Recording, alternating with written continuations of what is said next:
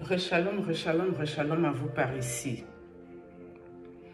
Je vais peut-être m'adresser aux hommes qui regardent mes vidéos ici. C'est important. Déjà, je voulais vous annoncer que je suis une femme très mariée. Je suis mariée dans l'esprit, dans le corps, dans l'âme. Je suis la femme de quelqu'un. Je suis une femme mariée. Je répète, je suis une femme mariée. Mon mari, c'est mon meilleur ami.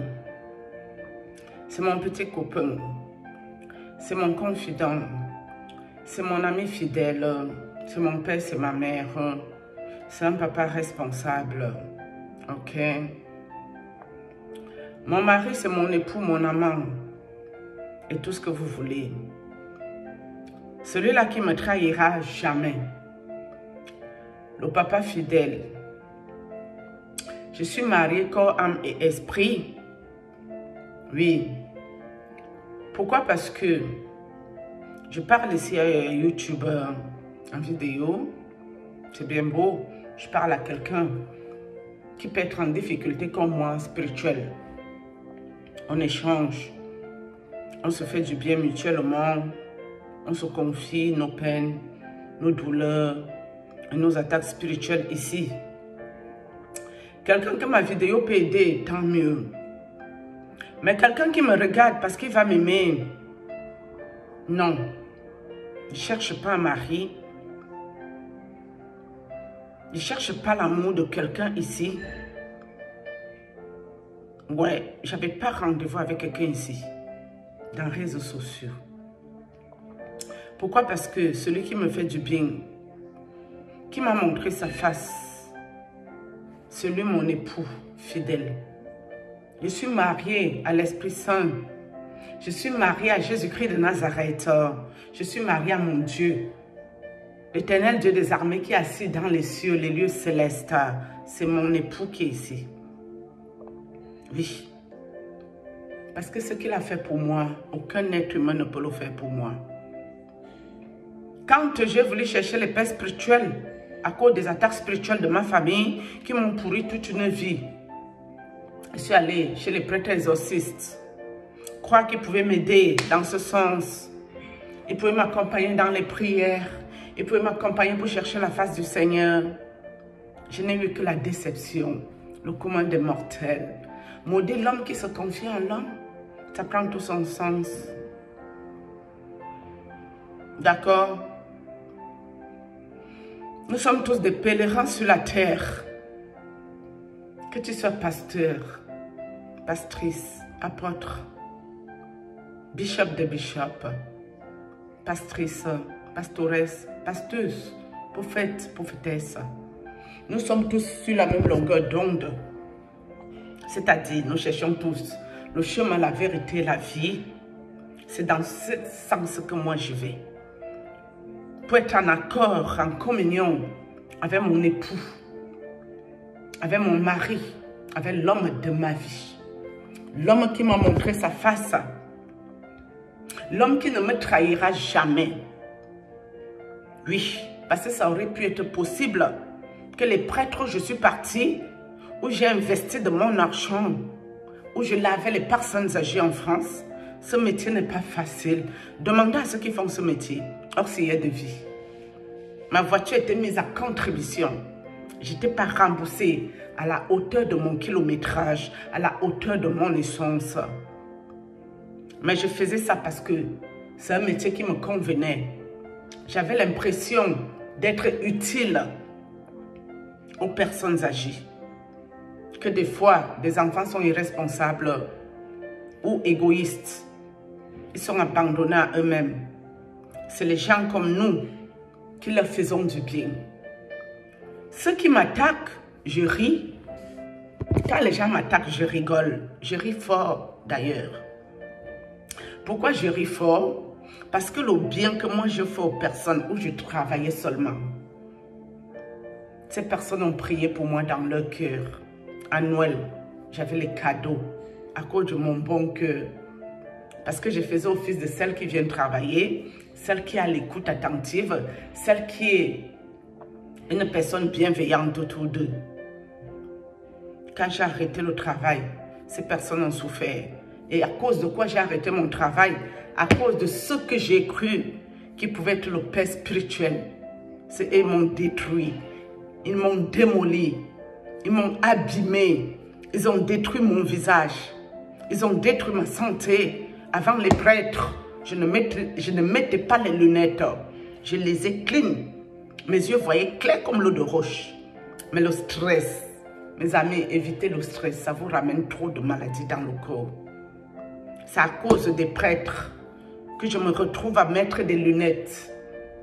Ça a commencé myopie. Myopie, plébiscite. Plébiscite, hypermétrope. En très peu de temps, ça a chaviré mes yeux. Ils m'ont versé l'arthrose dans le corps. Je suis devenue une cobaye des hommes de Dieu qui sont censés servir Dieu. C'est moi qui suis devenue leur cobaye. Genre, on me met les démons et puis on me délivre. Je n'ai jamais été possédée dans ma vie, possédée par le mauvais esprit. Je ne connaissais pas qu'est-ce que ça voulait dire. Mais vivre avec les mauvais esprits dans votre corps, c'est très dur. Quand le papa prêtre blanc m'a délivré, mes amis, j'ai souffert. Je ne savais pas que la délivrance, c'était un moment de solitude, un moment de souffrance intense. J'avais des comportements bizarres, mais je ne criais pas comme dans vos églises où on hurle, on emmerde le monde là, non. Le papa là, il ne fait pas le spectacle. Mais mes comportements, ma tête que vous voyez là, mon cou n'est pas long. Hein? Je ne savais pas tenir ma tête debout comme vous voyez là. La tête tombée seule. Quand je vous dis tomber, je ne sais pas le faire naturellement. Donc toute la tête là, c'était sur l'épaule. Et les démons, je sentais comment ça montait de mon bas-ventre. Ça montait, ça venait bloquer là au niveau du thorax. Et ça tournait, ça bloque au niveau de la gorge. Je fais bloc. Et quand on a fini, j'étais épuisée. Les larmes coulaient seules. Je baille. Je faisais les trucs. Vous voyez, je faisais ça. Whoop, whoop, whoop. Je ne peux même pas savoir reproduire tous les trucs que je faisais, les trucs bizarres. Quand on a fini, à un moment, je ne savais plus me mettre à genoux pour prier, ni debout. J'étais obligée de m'asseoir. Le papa m'a dit de m'asseoir. Pour vous dire, ce papa blanc, 73 ans, j'aurai de la reconnaissance pour lui jusqu'à la fin de mes jours. Parce qu'il est d'une douceur, d'une tranquillité. Il fait la prière. Il fait la prière silencieuse. Donc, il ne fait pas le spectacle. Il me parlait lentement, doucement. Il dit, ça va, vous allez bien? Je dis oui. Mais j'étais épuisée. Tout mon corps était épuisé. Quand je suis rentrée, mes amis, j'étais lessivée. Pendant 5 jours, 5. Même l'eau ne passait pas à ma gorge. L'eau, quand on peut boire naturellement, ça ne passait pas. Je l'ai rappelé. Pour lui dire, ça ne va pas, je ne sais pas qu'est-ce qui se passe. J'étais brûlée, mes amis, là. Tout était brûlé, là. Le torse, ici, brûlé. Comme si on m'avait mis le feu. Le feu. C'est un homme de Dieu qui a fait ça. C'est de l'homme de Dieu que je parle ici, qui est sorti sur la page de Maman Prophétesse, que je voulais qu'elle m'explique qu'est-ce que le monsieur la faisait là-bas.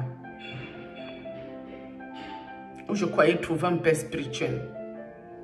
Mais si Dieu a voulu que je passe par là, c'est pour mon éveil spirituel. J'essaye pas de mal le prendre. J'essaye de bien le prendre. Parce que si je n'étais pas passé par toutes ces étapes, je ne pourrais pas parler à quelqu'un ici. Donc ceux qui pensent que je peux être assise ici pour chercher un mari, mais vous êtes complètement teubeux, vous êtes débile au fait. Qu'est-ce qu'un homme peut m'apporter? Je vous ai dit, il y a un homme dans ma maison depuis 2013, 1er janvier. Avec qui j'ai câliné la dernière fois le 4 mars 2019. Mais elle est toujours là.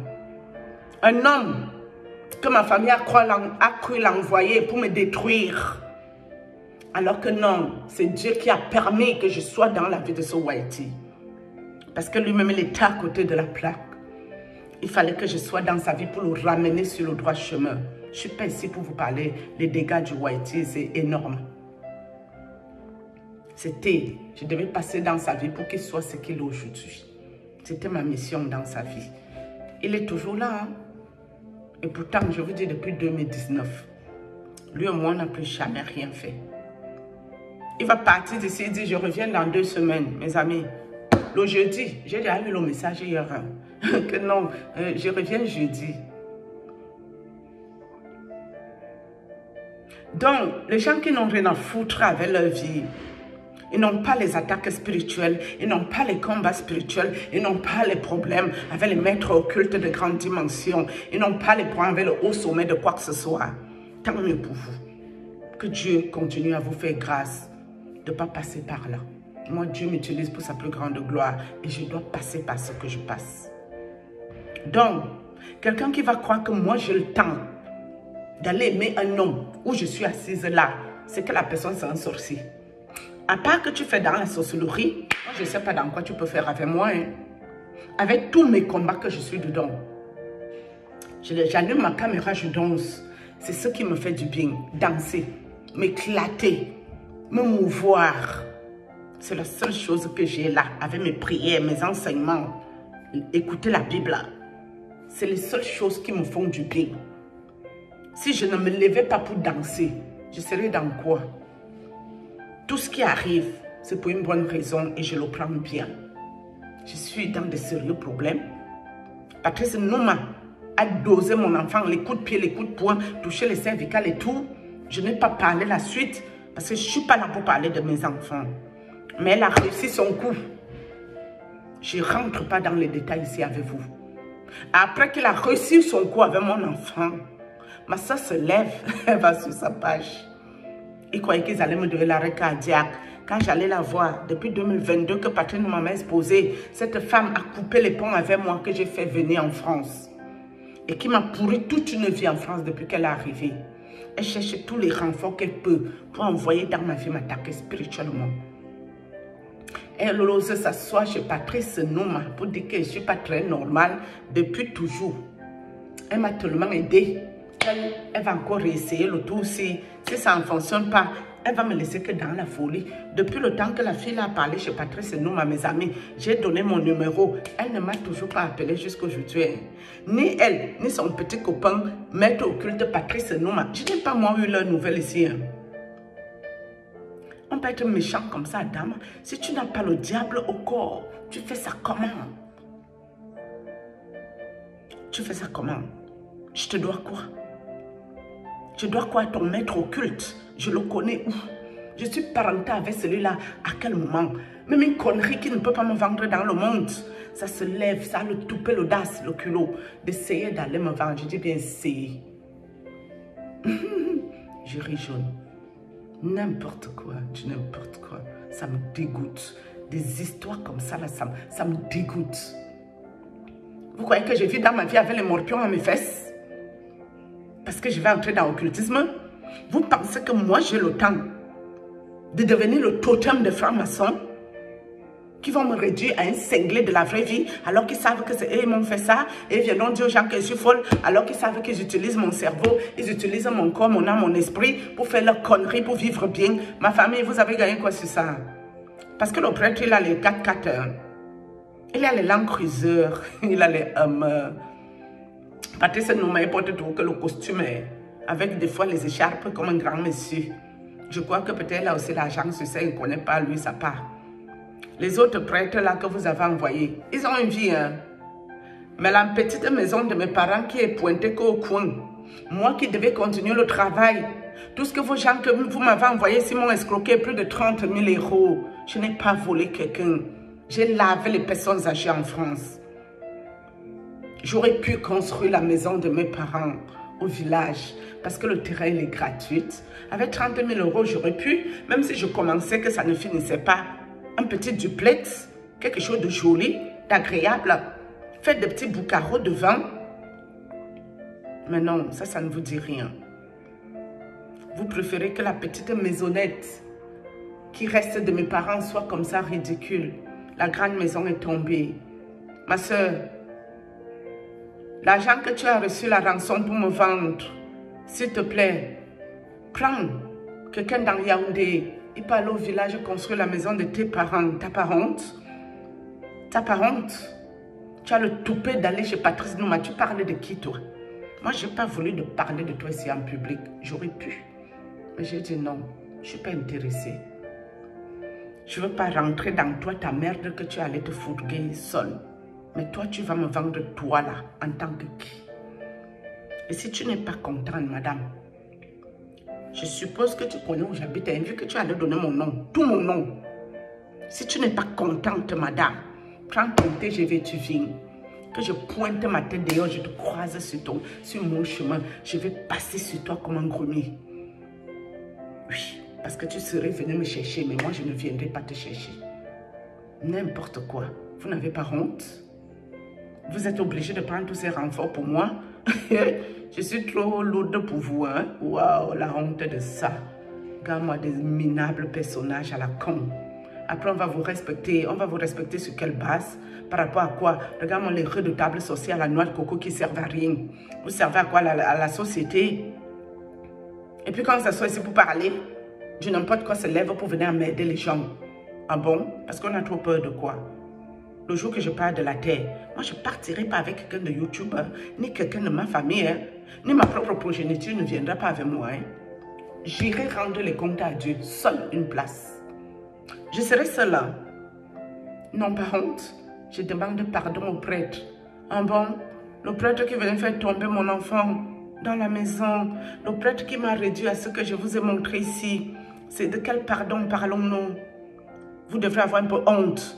La sorcellerie, c'était quelque chose qui se faisait la nuit. Ça ne se fait pas en plein jour. Jusqu'à l'autre connerie des États-Unis s'est levée. Bien expliquer les affaires. Voilà sa propre sœur. Voilà cette sœur qui dit que sa sœur n'est pas normale. Mais qui lent. Toi-même, tu es tout à fait normal, monsieur. Tu es normal dans ta tête. Pour mentir aux gens en public, toi, ça va dans ta ciboule. Ça va bien dans ta tête, toi? Tu es sûr de toi? Lol, MDR, morte de rire. Les conneries comme ça. Vous me voulez quoi? J'ai quoi à traiter avec des gens comme vous? J'ai quoi à traiter avec vous, en fait? Nguyen n'est pas humble. Vous allez me forcer à être humble. Moi, je suis sorcière, moi. Moi, je sais comment on sort de son corps pour aller visiter les sorciers la nuit. Je ne connais pas comment on fait ça. Je ne sais même pas comment ça se passe. Vous voulez faire la sorcellerie, mais vous ne voulez pas qu'on en parle. Si c'est quelque chose qui est bien, on va en parler, non? Saleté, saloperie, n'importe quoi. Je vous méprise. Moi, je vous méprise. Hein? Ouais, ça c'est clair. Regarde-moi les gens au dépourvu. Ils sont au dépourvu. Au dépourvu. Même une connerie qui ne peut pas me vendre. Même une saleté. Ça se lève. Ça va vendre la fille d'un titre de mon abdon, la Dislas. La fille me ferait bourrer de cola, tu son par cola. C'est moi. Non, moi, c'est saleté, sale chose. Vous n'avez pas honte? La sorcellerie vous donne quoi? Depuis que vous faites la sorcellerie, vous êtes devenu quoi? Vous êtes dans les tourmentes, vous êtes dans les souffrances, vous êtes dans la merde totale, le merdier. Et vous voulez embarquer tout le monde dans vos saletés. Je ne serai jamais avec vous. Je dis bien jamais. C'est-à-dire au grand jamais. Que nous soyons clairs. Ceux qui ont dit que je vomis le feu, mais je ne peux pas taper un esprit. Dieu me donnerait la force, même pour doser un esprit. Je vais le faire. Moi, quoi dedans? Shalom.